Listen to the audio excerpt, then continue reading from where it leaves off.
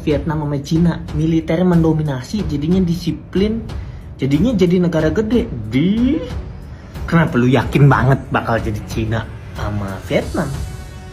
Apa jaminan nggak bakal jadi Korea Utara, Somalia, Zimbabwe? Apa? Curang emang. Enggak.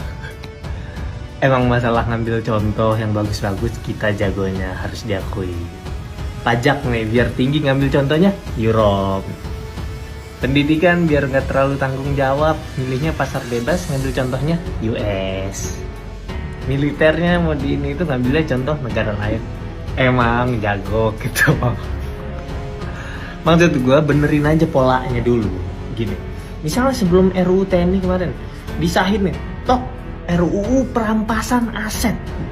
Selesai itu rapat ini RUU TNI, potong kuping gue, nggak sedikit yang setuju. Cuma kan gue nggak mau. Pokoknya pesan terakhir buat teman-teman yang kerja yang jadi buzzer, kalau duit tabungan lu masih ada, campaign ini jangan lu ambil, jangan. Telak lu kalah, telak. Jadi diperdebatkan seperti ribut kanan kiri ke depan gitu, kayak kurang kerjaan. Kotak seperti ini kampungan menurut saya, ya. Cara Bapak menanggapi kritik daripada masyarakat itu udah nunjukin kalau misalkan TNI aktif itu nggak cocok untuk kemudian masuk ke ruang sipil. Harusnya ya militer ya di militer gitu, ngurusin pertahanan dan keamanan kita yang masih sangat-sangat lemah, gampang dibobol, gampang dihack dan lain-lain sebagainya, daripada harus memasuki ruang-ruang yang seharusnya menjadi tupoksi daripada aparatur sipil negara. 1. Menolak militer masuk ke dalam jabatan-jabatan sipil itu bukan kampungan, Pak, tapi bagian daripada cara-cara rakyat untuk kemudian mengawal dan menjaga prinsip-prinsip demokrasi, dan juga salah satunya adalah amanat reformasi untuk kemudian Dwi Fungsi ABRI. Dan I think Bapak juga tahu lah ya sejarah kemudian runtuhnya Orde Baru dan terlibatnya Dwi Fungsi ABRI yang melahirkan banyaknya kekerasan pada zaman itu seperti apa. 2. Kekhawatiran kita terhadap lahirnya New Orde Baru itu juga bukan kampungan, Pak, tapi bagian daripada refleksi kita terhadap fakta yang ada dahulu. Dan sejarah dahulu kan bukan fiksi atau dongeng ya, Pak, tapi emang ada faktanya. 3. Kita bertanya terkait dengan bagaimana urgensi daripada revisi Undang-Undang TNI. Itu bukan juga tindakan kampungan, tapi bagian daripada kita meminta akuntabilitas publik. So, kalau misalkan kita ngelihat rekan jabatan sipil, ibaratnya diisi oleh ASN. Kalau jabatan militer yang tugasnya buat pertahanan, keamanan, menjamin kedaulatan negara, ya diisi oleh kalian gak sih? Terus kalau misalkan hari ini kalian boleh berpolitik, boleh masuk ke ruang sipil, jabatan sipil, boleh juga berbisnis, bagaimana ada di revisi Undang-Undang TNI, jadi jabatan utama kalian tuh apa gitu? Mohon izin Komandan, kok publik yang nolak RUU TNI malah dibilang kurang kerjaan? Bukannya TNI yang kurang kerjaan, makanya butuh duduk di jabatan sipil. Bukannya banyak ribuan perwira yang non-job, jenderal yang non-job, makanya butuh dikasih kerjaan. Mohon izin Komandan, bukannya Kementerian Pertahanan itu adalah kementerian dengan anggaran terbesar di Republik ini. Kok bisa masih ada prajuritnya yang non-job? Mohon izin Komandan, tolong kami dijelaskan. Mohon izin Komandan, kok publik yang nolak RUU TNI untuk masuknya kembali Dwi Fungsi TNI, kok malah dibilang otaknya kampungan? Bukannya Pak SBY yang juga merupakan lulusan Akmil itu juga bicara soal kalau TNI aktif mau duduk di jabatan politik dan sipil harus mundur dulu. Apakah beliau kampungan? Tapi kalau emang kita yang nolak Dwi Fungsi dibilang kampungan, gue bangga dengan bilang otak gue adalah kampungan. Mohon izin Komandan, katanya kan mau satu lingkungan sama sipil, tapi kok ada beda pendapat, pandangan kritis malah alergi.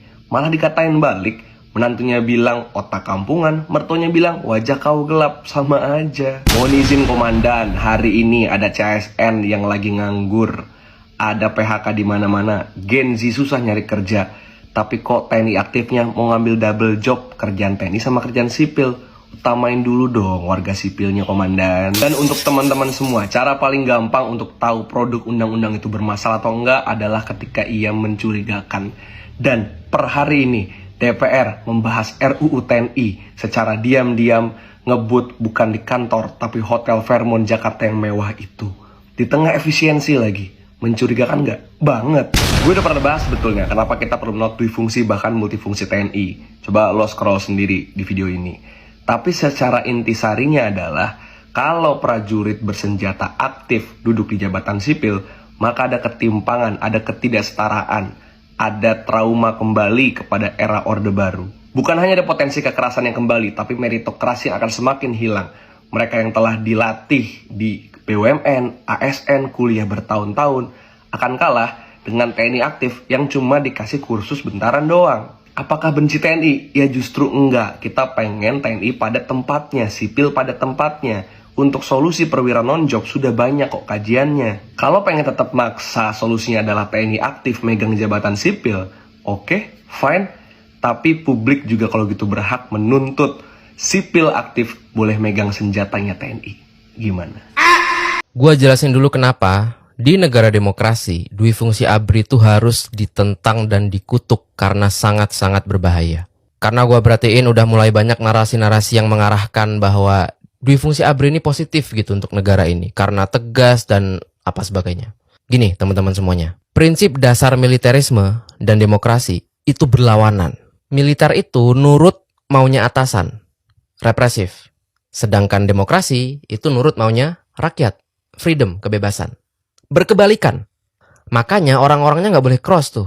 Misalnya ada masyarakat sipil mimpin perang gitu. Atau ada prajurit aktif jadi menteri gitu. Nggak bisa. Karena beda dunia, beda karakter. Bukan berarti militer buruk ya. Nggak loh.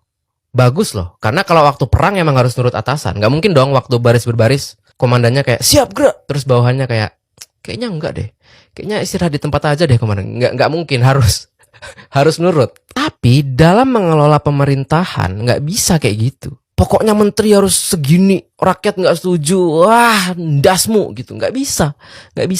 Dan udah kejadian kan yang kayak gitu. Belum disahkan loh ini undang-undangnya. Kebayang nggak kalau itu disahkan kayak apa? Ya jadi kayak era Soeharto gitu. Zaman itu ABRI featuring Golkar tuh, waduh udah nggak terkalahkan tuh. Makanya dia lanjut terus kan. Sampai orang itu lengser 98, baru dilanjutin sama Habibie sama Gus Dur. Dilaranglah di fungsi ABRI dan seterusnya. Jadi kalau undang-undang ini gol, demokrasi kita tuh mundur 20 tahun. Lu kebayang gak? Betapa sia-sianya seluruh perjuangan tetesan darah air mata itu. Lu main GTA San Andreas deh, udah jauh banget tiba-tiba suruh balik ke misi Big Smoke gitu.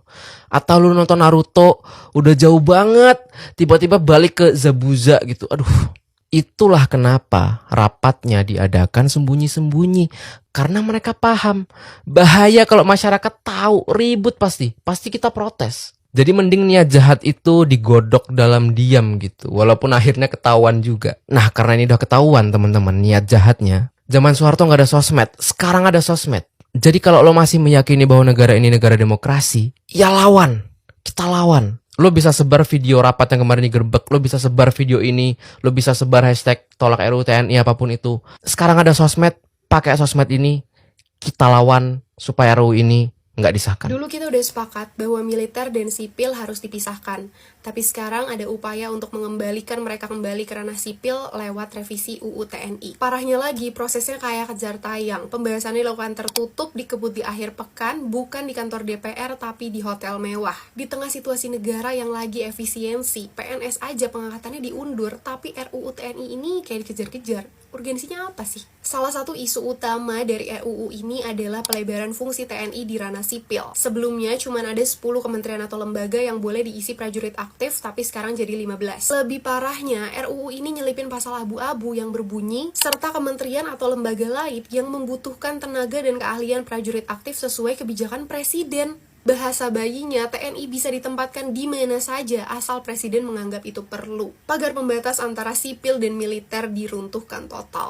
Tahun 2023 aja, seenggaknya ada 2.500 jabatan sipil yang diduduki prajurit aktif. Baru-baru ini Direktur Bulog prajurit aktif, Inspektur Jenderal Kemenhub prajurit aktif, Seskap, Mayor Teddy prajurit aktif. Padahal jabatan sekretaris kabinet itu nggak boleh diisi sama prajurit, tapi setelah dia ditunjuk, aturan baru disesuaikan. Bahkan Mayor Teddy naik pangkat. Apakah artinya revisi UU ini hanya untuk melegitimasi pelanggaran-pelanggaran yang sudah dilakukan? Komisi 1 DPR dalam beberapa wawancara beralasan bahwa tantangan zaman semakin kompleks. Jadi katanya lebih banyak instansi sipil yang butuh orang dengan disiplin dan keahlian khusus ala TNI. Gimana sih? TNI itu kan dididik untuk menghadapi ancaman militer, bukan jadi birokrat. Kalau alasan tantangan zaman, justru harusnya kita fokus untuk merekrut spesialis yang sesuai, bukan malah nyusupin TNI di mana-mana. Gue melihat RUU ini sebagai usaha sistematis untuk mengembalikan fungsi ABRI dengan wajah yang baru. Kita dipaksa menerima fakta bahwa ada lebih dari 2.500 posisi sipil yang diisi oleh prajurit aktif dan sekarang mereka lagi butuh payung hukum.